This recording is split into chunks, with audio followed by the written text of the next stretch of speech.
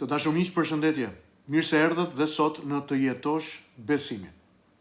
Në një botë ku shumica adhuron komoditetin dhe rehatin, sot kam vendosur të ngrej një pyetje të rëndësishme. Krishtin apo komoditetin?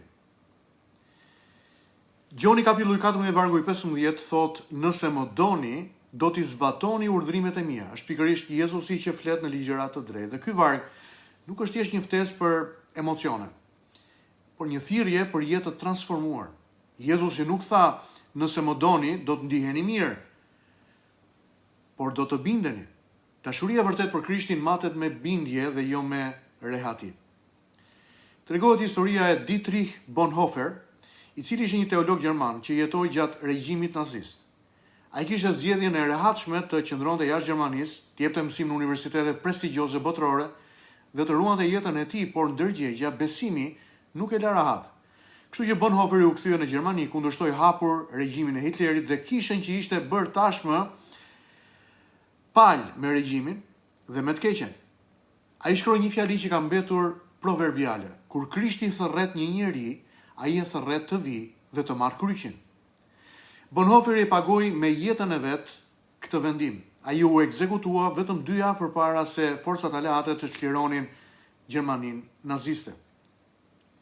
E pra, sot më duhet ju them që bindja shpesh është e pakëndshme. Bindja kërkon mohim të vetes, të dëshirave tona dhe të rrugëve të lehta. Ajo na detyron të dalim nga zona e rehatisë dhe të ecim në drejtim të së vërtetës, edhe kur e vërteta sjell kosto personale. Së dyti, komforti, rehatia nuk është kriter biblik. Bibla nuk premton një jetë të lehtë, por një jetë me kuptim. Jezusi nuk tha më ndiqni që nga ky moment të jetoni një jetë komode, por merrni kryqin tuaj çdo ditë dhe më ndiqni. Së treti, dashuria për Jezusin provohet me bindje, jo me fjalë të bukura, jo me ndjenja momentale, por me vendime të përditshme. Bindja është gjua konkrete e dashurisë për Zotin.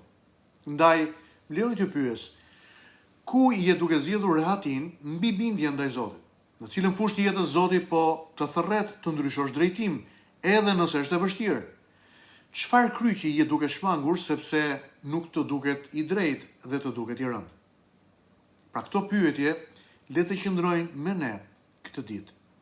Le t'i lutemi Zotit së bashku: Zot, më çliro nga dashuria e skajshme për komoditetin, e cila më pengon të zgjedh Krishtin dhe kryqin e tij. Më mëso të dua jo vetëm me fjalë, por me një jetë të përkushtuar dhe të dorëzuar në duart e tua. Të dua ty, sepse ti më deshe i pari. Bekoj vëllezërit dhe motrat e mi, miq tanë që janë duke na ndjekur besnikërisht çdo mëngjes, le të kenë një ditë të bekuar dhe të jenë të rrethuar nga të mirat e tua, o Zot. Në emrin e Jezusit. Amen. Mezi pres ju takoj nesër sërish në Të jetosh besimin.